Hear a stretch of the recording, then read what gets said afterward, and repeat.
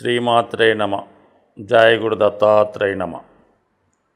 ఈ వీడియోలో మనం సెప్టెంబర్ 16వ తారీఖు నుంచి 30వ తారీఖు మధ్యలో మీనరాశి వారికి ఎటువంటి ఫలితాలు జరగబోతున్నాయి అన్న విషయాన్ని మనం పరిశీలిస్తే, మరి మీనరాశి వారికి అనుకూలించే గ్రహాలు ఒక గురుగ్రహం 3వ స్థానంలో సంచరిస్తూ జాతకుడి యొక్క సలహాలతో ఇతరులు అభివృద్ధి చెందే విధంగా ఉన్నది. ముఖ్యంగా జాతకుడు వృత్తిలో మార్పు కొరకు చేసే ప్రయత్నాలు కొంతవరకు ఫలిస్తాయి.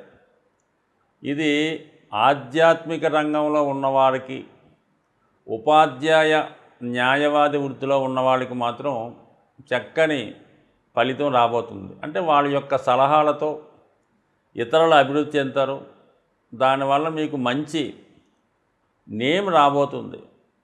అయితే ధనం వల్ల మాత్రం పెద్దగా కలిసి వచ్చే అంశం అయితే కాదు. కేవలం మీకు ఇతరులు బాగు చేయడానికే ఈ గ్రహం ఉపయోగపడుతుంది. ఎస్పెషల్లీ రాశిలో ఒక శుభగ్రహం సంచరిస్తున్నప్పుడు జాతకుడు తన మంచి కార్యక్రమాల ద్వారా నిజాయితీగా, న్యాయంగా ఆలోచిస్తూ, సంపాదించుతూ జీవితాన్ని ముందుకు తీసుకెళ్లే ప్రయత్నం చేస్తూ ఉంటాడు. అదే ఒక పాపగ్రహ సంచారం వల్ల జాతకుడు అది ఎలాగ మంచి చేద్దామన్నా తిరిగి చెడు ఫలితాన్ని మాత్రమే ఇవ్వడం జరుగుతూ ఉంటుంది. సో ఈ విధంగా ఈ జలతత్వ రాశి అయినటువంటి ఈ మీన లగ్నం వారికి మెయిన్ మైనస్ ఏంటంటే, ప్రస్తుతం రాశిలో సంచరిస్తున్నటువంటి రాహు జాతకుడికి మంచికి వెళితే చెడు ఎదురయ్యే అవకాశం ఉంటుంది. సాధ్యమైనంత వరకు ఇది ఆలోచించి జాగ్రత్తగా మరి వాళ్ళ యొక్క అడుగులు ముందుకు వేయాలన్నమాట. దాని తర్వాత ఏంటంటే, కుజగ్రహం ధన భాగ్యాధిపతిగా 4వ స్థానంలో సంచరిస్తున్నాడు.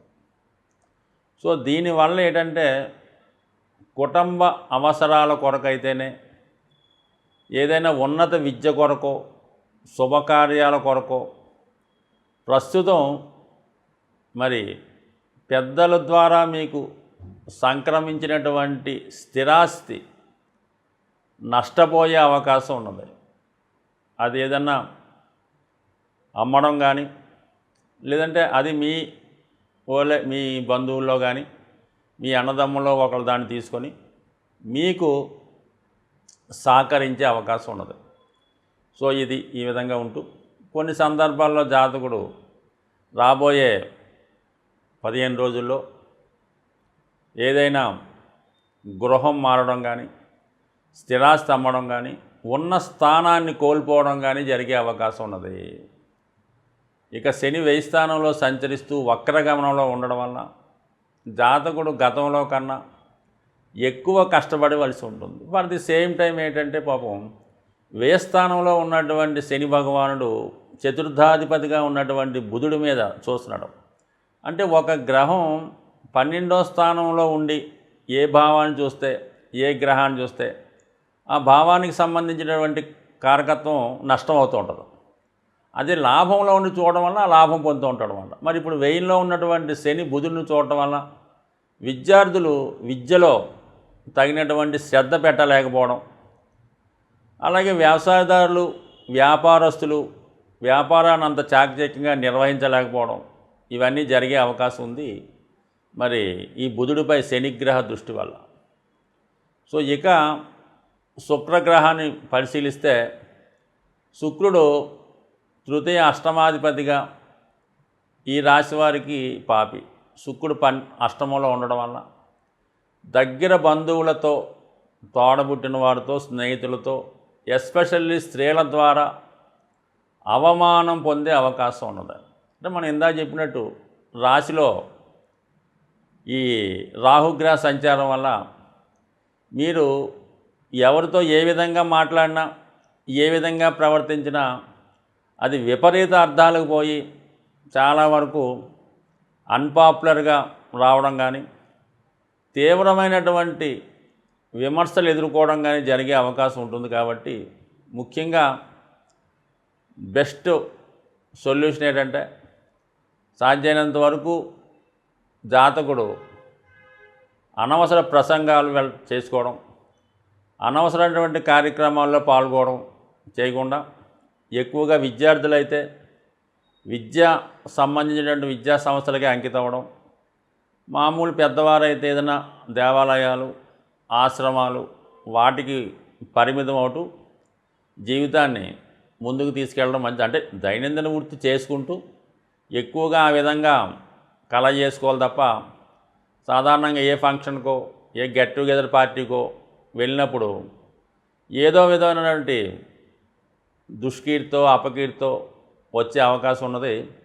కాబట్టి సాధ్యమైనంత వరకు మరి జాతకుడు సాధ్యమైన తక్కువ మాట్లాడడం, వెళ్ళిన చోట తను పని చూసి వస్తే మంచిది. సో ఏదైనా జాతకుడు ఇతరులకి మంచి మార్గం చూపించే స్థితిలో ఇప్పుడు ఉండడం వల్ల ఒక ఉత్తమ అడ్వైజర్గా పొందే అవకాశం ఉంది. ఫైనాన్స్ మేనేజ్మెంటు ఇంచుమించుగా జీరోగా ఉంది కాబట్టి ఆర్థిక విషయాల్లో చాలా జాగ్రత్తగా వ్యవహరించాలి. మరి ముఖ్యంగా ఏదైనా స్థిరాస్తి అమ్మే విషయంలో తప్పనిసరి పరిస్థితుల్లో కొంత జాగ్రత్తలు తీసుకొని దాని తర్వాత మళ్ళా కొనుక్కునే ప్రయత్నం. అంటే ఈ గ్రహాలు ఎప్పుడు ఇలా ఉండిపోవు కదా, ఖచ్చితంగా అవి ప్లేసులు మారుతూ ఉంటాయి. ఈ విధంగా మనకి పాత అయిపోతుంటాయి, కొత్త వస్తుంటాయి అన్నమాట. మామూలుగా మనకి ప్రభుత్వాలు మారినట్టు ఇవి కూడా మంచి చెడు చేస్తుంటాయి. కాబట్టి ఏమాత్రం కంగారు పడకుండా మనం దానికి అనుగుణంగా నడుస్తూ ఉంటే 100% జీవితంలో సక్సెస్ పొందే అవకాశం ఉంటుంది. చాలా వరకు ఈ రాశి ఫలితాలు ఒక్కొక్క నెలలో ఒక్కొక్క విధంగా జరుగుతుంటాయి. ఈ కార్తీక మాసం, ఆశ్వీజ మాసం, ఈ మాసాల్లో ప్రతి వాళ్ళకి కూడా అన్ని గ్రహాలు బాగా పనిచేసి వాళ్ళు చాలా యాక్టివ్గా ఆర్థికపరంగా చాలా అనుకూలంగా ఉంటారు. ఈ ఎస్పెషల్లీ ఈ భాద్రపద మాసంలో మాత్రం ఏ రంగాన్ని టచ్ చేసినా కూడా చాలా నిరాశ నిస్సులుగా ఉండడం జరుగుతూ ఉంటుంది. ఈ ఎస్పెషల్లీ వ్యాపారం సరిగ్గా సాగిపోవడం వల్ల, మనీ రొటేషన్ తగ్గిపోవడం వల్ల ఇంచుమించుగా అందరి దగ్గర కూడా డెఫిసిట్ కనబడుతుంటుంది. సో ఏదైనా ఈ భాద్రపద మాసంలో ఈ నెలలో ఎస్పెషల్లీ సెప్టెంబరు 18వ తారీఖు నుంచి మహాలయ పక్షాలు ప్రారంభం అవడం జరుగుతుంది. అంటే చాలా వరకు ఈ మహాలయ పక్షాల్లో పితృదేవతల్ని ఆరాధించడం, వారికి తగినటువంటి పరిహారాలు తప్పనిసరిగా చేయవలసి ఉంటుంది. సాధారణంగా ప్రతి ఒక్కరూ కూడా అంటే సాధారణంగా ఏంటంటే ఆ కుటుంబ యజమాని కామన్గా కొన్ని ఉంటాయి. ఆ కుటుంబంలో కంపల్సరీగా ఈ పెద్ద చిన్న లేకుండా అందరూ కూడా చేసుకోవచ్చు. చిన్నవాళ్ళు కాకుండా వాళ్ళు ఈ పెద్దలకి ఈ ఎస్పెషల్లీ మీకు వాళ్ళ పెద్దవాళ్ళని తలుచుకున్నటువంటి ఆ రోజులో కానీ ఎస్పెషల్లీ ఈ మహాలయ అమావాస్య రోజు సాధ్యమైనంత వరకు మీ పెద్దవారి యొక్క పేరు చెప్పి ఏదైనా ఒక దేవాలయంలో కానీ ఎవరైనా ఆ సమాన వయసు కలిగి ఉంటారు, మీ తండ్రి గారే చేద్దాం అనుకున్నారు, తాతగారే చేద్దాం అనుకున్నారు, ఆ వయసు ఉన్నటువంటి వారికి ఏ కమ్యూనిటీ అయినా పర్లేదు, వారికి ఈ ఆహార పదార్థాలు లాంటి ఈ ముడిసరుకు లాంటి డొనేట్ చేయడం వల్ల, ఏది అవకాశం లేదనుకున్న వాళ్ళు ఆవుకి ఆహారంగా రోజు ఏదో కొన్ని నవధాన్యాలు లాంటి ఏదో గోధుమలు, మినుములు ఏదన్నా నానబెట్టిని ఆవుకు పెట్టడం వల్ల కూడా ఇటువంటి ఫలితం వచ్చే అవకాశం ఉంది. సాధ్యమైనందుకు ఇచ్చేయండి.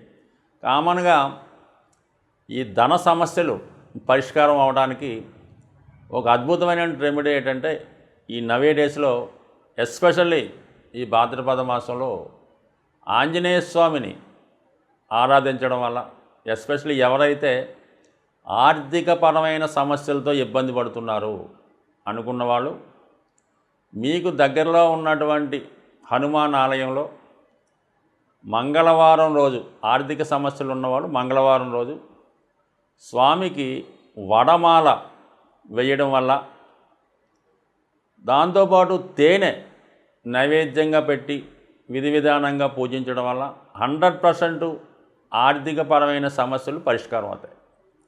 వ్యాపారపరమైన ఇబ్బందులు ఉన్నవాళ్ళు, వ్యాపారపరంగా నష్టపోతున్నవారు, విద్యలో విజయం కోరుకున్న వాళ్ళు బుధవారం రోజు స్వామికి తమలపాకుల మాల 41 వేయచ్చు, కామన్గా 108 వేయచ్చు. దాంతోపాటుగా వడపప్పు నైవేద్యంగా పెట్టి మరి స్వామిని విధి విధానంగా ఆరాధించి దాన్ని భక్తులకు పంచిపెట్టడం వలన విద్యార్థులు కంపల్సరీగా వాళ్ళు కోరుకున్న విజయం సాధిస్తారు. వ్యాపారులు ఖచ్చితంగా వాళ్ళ వ్యాపారం తిరిగి మళ్ళా పునఃప్రారంభమై కొత్త విషయాలు సాధించే అవకాశం ఉంటుంది.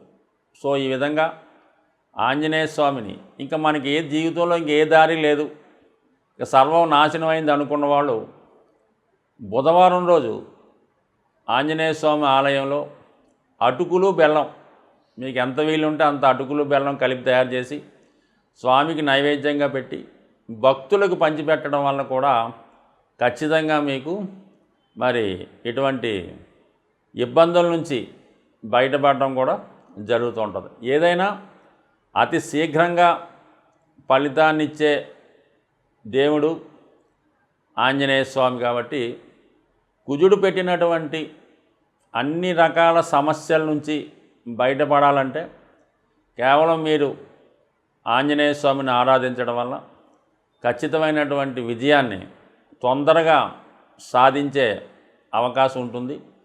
అయితే 100% మరి స్వామిని ఇష్టదైవంతో మరి మీరు ప్రార్థించినప్పుడు, ఆ పూజ చేయనప్పుడు ఖచ్చితంగా శ్రీరాముని యొక్క భజన కనీసం మీకు ఒక 18 నిమిషాలు 5 నిమిషాలన్నా శ్రీరాముని భజన చేయడం వల్ల ఆ ఫలితం మీకు వచ్చే అవకాశం ఉంటుంది. అంటే ప్రతిదానికి కూడా ప్రతి సీక్రెట్ ఉంటుంది. ఇందులో హనుమంతుని ప్రసన్నం చేయాలంటే రాముని కీర్తించడం వల్ల 100% మీకు ఫలితం వచ్చే అవకాశం ఉంటుంది. స్వస్తి.